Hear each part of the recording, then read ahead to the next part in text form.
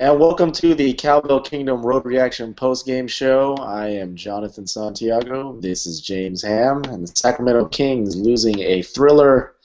Staples Center 126-122, and wow. First observation I'm gonna make, James.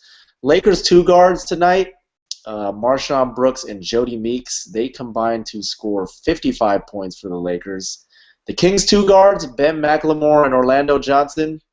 They combined to score 4 in a game in which both teams scored above 120 points, shot better than 50% from the field. Um, of course, in the end, they lose by 4 points, but really to see your two guards not be able to get anything going offensively in a game that was clearly offensively driven is it's shocking to me. Yeah, not only that, John, but I mean, Jody Meeks, 8 of 8 from the field, 3 of 3 from behind the arc. Marshawn Brooks, 9 of 13 from the field, 3 of 3 from behind the arc. Jordan Farmar played a little bit of shooting guard as well, 9 of 14, 8 of 10 from behind the arc. Just an absolute train wreck tonight out of the Kings' backcourt. I mean, Isaiah Thomas had an all right night, but come on. I mean, you got to guard somebody. You know what they're bringing at you. I mean, the Lakers shot just a ridiculous 70% from behind the three-point line. Yeah, they shot better from behind the three-point line than they did from the field. I mean, 19 of 27, 19 made threes is an opponent season high for the Sacramento Kings. It's a Lakers franchise high. It also ties an NBA record 19 made threes that coincidentally was made against the Sacramento Kings 5 years ago by the Orlando Magic at Sleep Train Arena. So the Kings. Their inability to defend the three was exploited tonight by the Los Angeles Lakers in this 126-122 defeat at Staples Center. Yeah, John, it could have been worse too. I mean, there was plenty of times that I saw where the Lakers didn't shoot threes. I know even late in the game I saw a play where Marshawn Brooks went to take the Kings off the dribble. Ben McLemore went to guard Farmar and just left him, 12 feet away from him, wide open. And Marshawn Brooks instead hit a circus shot, over the top of the Kings' bigs. And, they had more wide open opportunities in this game as well.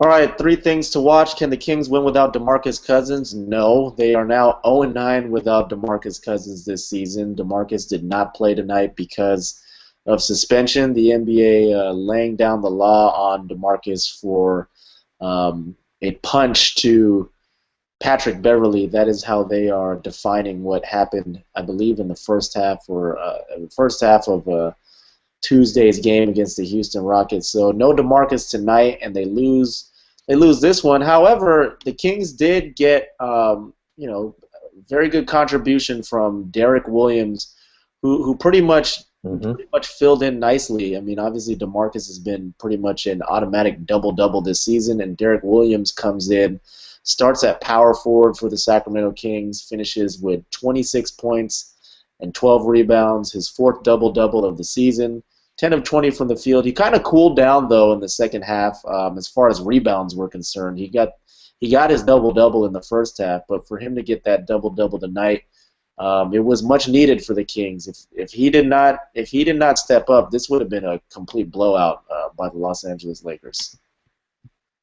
Yeah, and I thought Jason Thompson had a nice game too as well, playing down in the post, actually starting at the center position for Cousins. 17 points, 11 rebounds, 8 of 12 shooting. He did his best that he could on Pau Gasol, but Pau Gasol is just crafty. Lakers moved the ball well, but 22 points. 6 assists, 5 rebounds for Pau Gasol.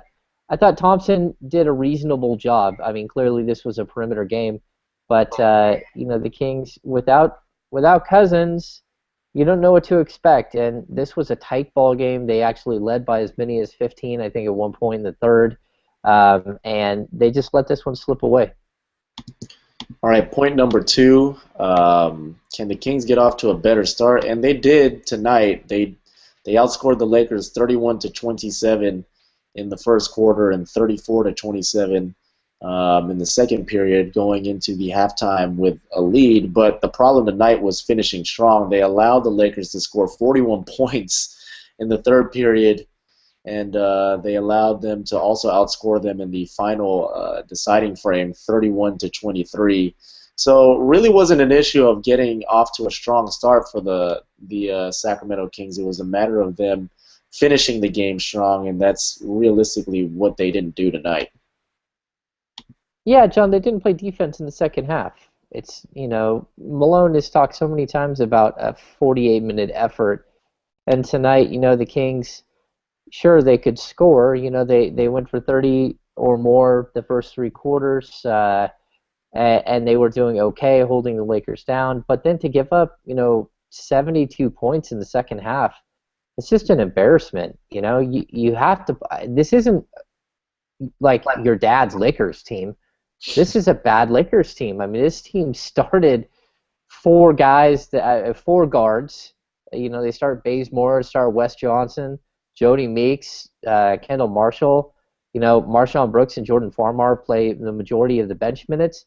So literally, they played six guards most of the game, and this just you can't just get beat by a team like this that has very little talent. I mean, some of these guys. I mean, Kent Bazemore, they just got him last week, and he comes in and starts and has a huge night. I mean, Kendall Marshall wasn't even on an NBA roster for most of the season, and he's out there doing things. Marshawn Brooks again. They just got last week. This is, you just can't give up this type of performance, on the road, whether you have DeMarcus Cousins or not. This is supposed to be a team that's built around defense, and clearly they haven't taken any of Malone's coaching so far on the defensive end. And, tonight is one of those nights where you just, you shake your head. Maybe we'll just call it the curse of the gymmer. Maybe I That's think what you're calling. They may be cursed. The curse of the gymmer. Yeah, yeah, they won't be able to I don't know, win any more games now that they've waived Jimmer Fredette. I don't know, but the Lakers, That's right. They did shoot 66% from the field in the second half. The Kings cooled down in the second half. They shot 42.6%. So tough goings there for the Kings in the second half against the Lakers as the Lakers come away with a victory. Okay, third point here on our what to watch. Does Orlando Johnson make his Kings debut? And Orlando Johnson came in and actually got in off the bench for Ben McLemore late in the first quarter. Again, nothing impressive from Orlando. You can't expect much out of a guy who is just signed to a 10-day contract. Was a second-round pick in 2012. But as I said, we're looking at between him and Ben McLemore, at least he scored 4 points. Ben McLemore was unable to score at all in this offensive affair. And that, to me, I don't know. I mean, that probably has to be, honestly, the lowest point of Ben McLemore's season. The fact that he can't even get a single basket in a game in which two teams score over 120 points. Again, just confusing to me. I don't know how it's possible when you start a game. Yeah, it's shocking, John. It's shocking. You can't really. I mean, we could beat a dead horse here. There's no other way to turn it.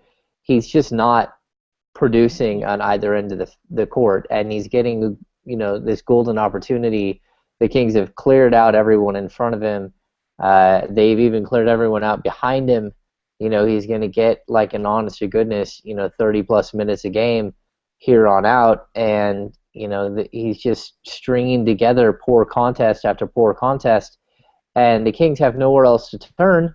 If you're turning to Orlando Johnson, who literally has played very sparingly in his year and a half in the NBA, that's not really going to help.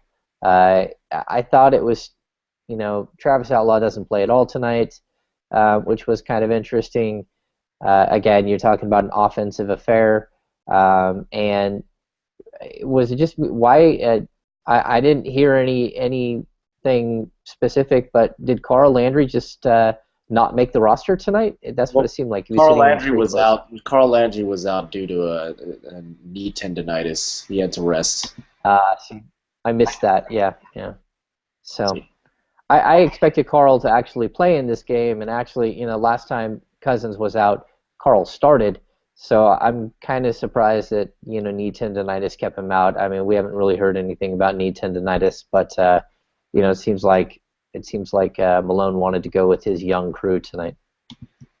All right, player of the game, I'm going to go with Jordan Farmar, who comes off the Lakers bench to score a career-high 30 points. He goes 8 of 10 from three-point distance. This is like the epitome of just, this was like the Kings' horrible three-point defense in a nutshell tonight. Them allowing the Lakers to shoot 19 of 27, 70% from three. You have Jordan Farmar go 8 of 10, Marshawn Brooks 3 of 3, Jody Meeks 3 of 3, Kent Bazemore 2 of 4. I mean, Wesley Johnson 2 of 4. Nobody's shooting below 50% for the Lakers from distance. But Jordan Farmar, again, to come off the bench, score a career-high 30 points in victory, I mean, that's pretty indicative of just how terrible the Kings' defense was tonight. Yeah, I would say that an honorable mention goes to Jody Meeks, who literally didn't miss a shot. I mean, anytime you go 8 of 8 from the field in 33 minutes and drop in 22 points, I mean, I think that's what they call being pretty precise. Efficient. Is that what that's called, John? Efficient, I think. Efficiency. Just a lackluster performance. There's nothing else you can say. I mean, you walk into a game that's totally winnable. And now the Lakers are tied with the Kings with 20 wins on the season. Maybe that's the plan. I don't know. Just not very impressed. Yeah, unfortunately, again, tonight you look at guys like Rudy Gay. He had a good game, 11 of 22 from the field, 32 points, 7 rebounds, 5 assists. Derek Williams with a double-double, Jason Thompson with a double-double, Isaiah Thomas with 26 points, 8 assists. He did have 5 turnovers, but the ball was moving very well for the Kings tonight. They had 29 assists to 11 turnovers. Offense is never an issue with this team. It's just defense. And tonight, much like against Houston, the defense was just atrocious this evening. Yeah, John, I don't know why I find myself so annoyed with this game. I mean, they only lost by 4 points, but I'm annoyed. I mean, watching this game, just like, where are you? Are you going to put up any fight? And, sure, again, they only lose by 4 points, but it felt like it was worse than that. It felt like the Lakers were going to be able to outscore them no matter what the Kings did, just because they refused to guard a man. They refused to go over the top or under a screen. If you're going to get killed for 19 three-pointers, you have to go over the top of the screen and force the guy to go to the basket. Of course, that's not a good thing either for the Kings when somebody goes to the basket. But you faced a team with no true shot blocker, and they end up with 11 blocks against you. And this is a ragtag Lakers team filled with players that are on the bubble, whether they are NBA players or not. I mean, even Wes Johnson still is on the bubble. Kendall Marshall. Kent Bazemore, I mean, 3 of their starters are really bubble NBA players, and you just give it up to them like crazy. So, yeah. Again, disappointed. I don't know how else to say it.